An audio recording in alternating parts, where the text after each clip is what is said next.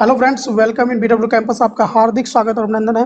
प्यारे बच्चों, यहाँ पर आप जो लेक्चर की पीडीएफ है या बीडब्ल्यू कैंपस की ऑफिशियल ऐप प्ले स्टोर से डाउनलोड करके, जो कि बीडब्ल्यू कैंपस के नाम से ही है, आप वहाँ से ले सकते हैं। साथ ही साथ टेलीग्राम चैनल बीडब्ल्यू कैंपस से भी लेक्चर की पीडीएफ पा सकते हैं।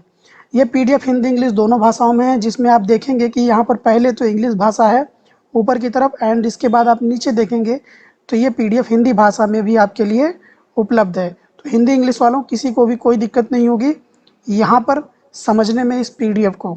ठीक है, तो अपनी इच्छा अनुसार आप अपनी पीडीएफ को यहाँ पर पढ़ें। हिंदी इंग्लिश दोनों वर्जन इसके उपलब्ध हैं। मैं बीडब्ल्यू कैंपस की बात करता हूँ तो बीडब्ल्यू कैंपस एंट्रेंस की एक इंस्टीट्यूट है, जो कि CHS BHU AU DU AMU GMI LU and बहुत सारे यूनिवर्सिटियों की तैयारी कराती है, जिसमें इनकी live classes, test series, PDF notes, practice test, recorded classes सब कुछ अवेलेबल है। 70852012 नंबर याद कर लें। कभी भी कोई भी इंक्वायरी हो, क्लास ज्वाइन करनी हो तो इस नंबर पर आप कॉल करें। पूरी जानकारी आपको बीडब्ल्यू कैंपस की तरफ से दी जाएगी।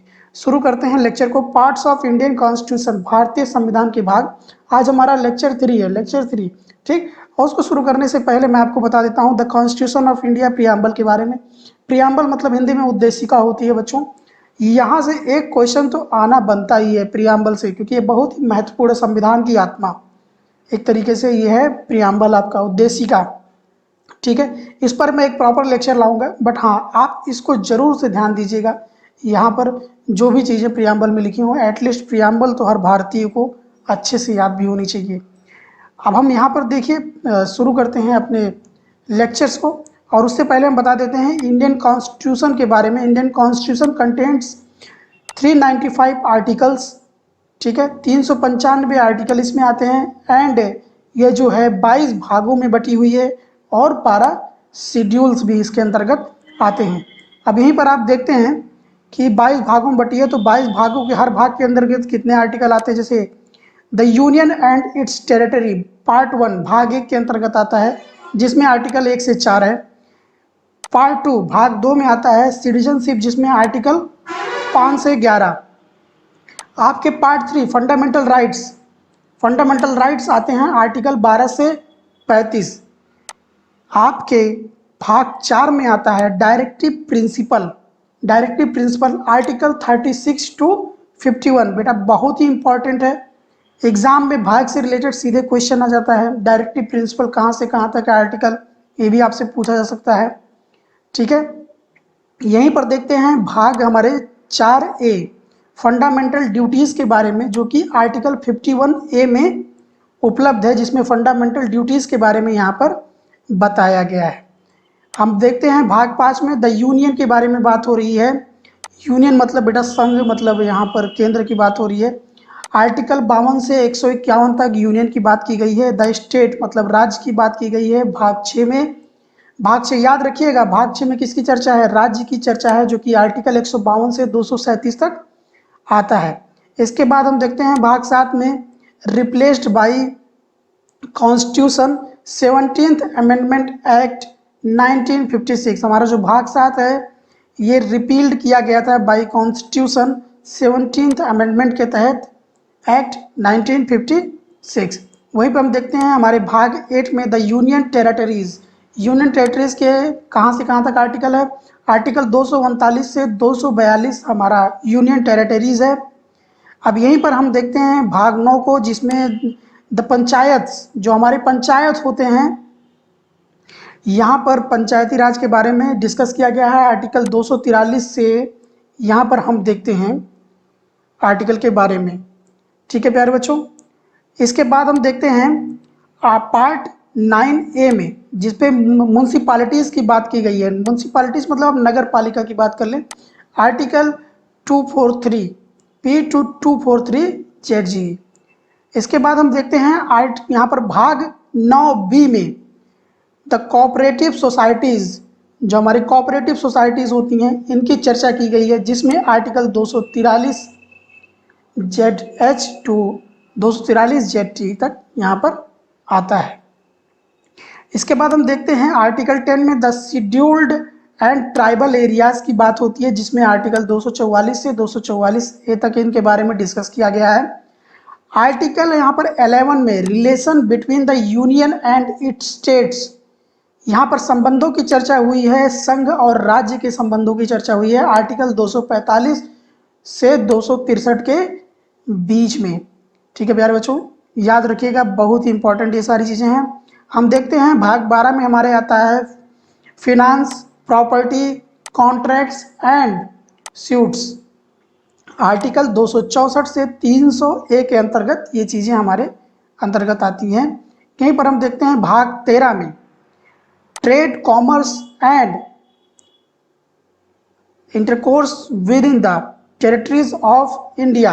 आर्टिकल 301 से 307 तक यहाँ पर आया हुआ है। यहीं पर हम देखते हैं हमारे भाग 14 के बारे में। भाग 14 में service under the union and the states की चर्चा हुई है। आर्टिकल 308 से 323 के बीच में इसकी चर्चा हुई है, service under the union and states. ये चर्चा किसके अंतर्गत हुई है, किस भाग के अंतर्गत हुई है? ये हमारे भाग यहाँ पर जो चर्चा हुई है 14 के अंतर्गत हुई है। ठीक है, इसको याद रखिएगा, भाग 14 के अंतर्गत। इसके बाद आती है हमारे भाग 14A के अंतर्गत आया है tribunals. Tribunals article 2323A to 323B तक यहाँ पर चर्चा हुई है ट्रिब्यूनल्स की। इसके बाद हम देखते हैं भाग 15 में इलेक्शंस की चर्चा हुई है। इलेक्शंस मतलब चुनाव की चर्चा हुई है। आर्टिकल 324 से 329A तक इसके बारे में डिस्कस है, आपको मिलेगा यहाँ पर। यहाँ पर भाग 16 में social provisions relating to certain classes, social provisions की बात हुई है सर्टेन क्लासेस के लिए। आर्टिकल 330 से 342 के बीच में इसके देखने को मिलता है। इसके बाद यहाँ पर हम देखते हैं भाग 17 में ऑफिशियल लैंग्वेज। याद रखिएगा, ऑफिशियल लैंग्वेज किस भाग के अंतर्गत आता है? भाग 17 के अंतर्गत। आर्टिकल 243 टू 351, यहाँ देख रहे हैं 343 से 351 के बीच में क्या आता है? ऑफिशियल लैंग्वेज की चर्चा हुई है। अब यहीं पर हम देखते हैं भाग यहाँ पर 18 इमरजेंसी प्रोविजंस। इमरजेंसी प्रोविजंस, ये इमरजेंसी कहाँ से हमें मिली हुई है? हमारे भाग 18 से मिली हुई है, जिसकी चर्चा हुई है आर्टिकल 352 से 360 के अंतर्गत। इसके बाद हम देखते हैं पार्ट 19 मतलब भाग 19। ठीक है, यहाँ पर मिसलिनियस विविध की चर्चा हुई है आर्टिकल 361 से 367। इसके बाद हम देखते हैं पार्ट 20 भाग 20 में अमेंडमेंट ऑफ द कॉन्स्टिट्यूशन मतलब संविधान में बदलाव की चर्चा यहाँ पर हुई है आर्टिकल 368 के अंतर्गत। वहीं पर हम देखते हैं भाग यहाँ पर 21 के हमारे अंतर्गत आता है temporary transitional and social provisions. Article 369 से 392 के बीच में इसकी चर्चा हुई है। इसके बाद हम देखते हैं हमारे भाग 22 में शॉर्ट टाइटल कमेंसमेंट एंड, यहाँ पर हम देखते हैं authoritative text in Hindi and repeals की चर्चा यहाँ पर हुई है आर्टिकल 393 से 395 के बीच में। ठीक है प्यारे बच्चों, ये आपने देख लिया यहाँ पर हमारे 22 भागों के सभी आर्टिकल्स की और किस भाग में किस चीज़ की चर्चा हुई है यहाँ पर दिया गया है।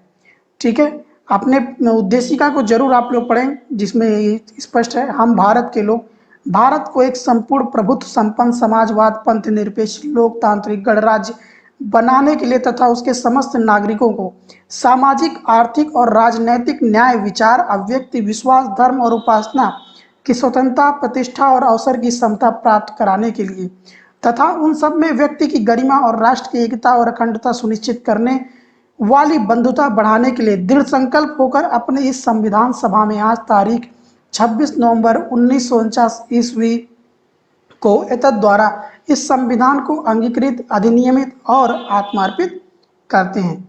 ये हमारा प्रियम्बल है प्यारे बच्चों, बहुत ही खूबसूरत प्रियम्बल हमारे भारत में।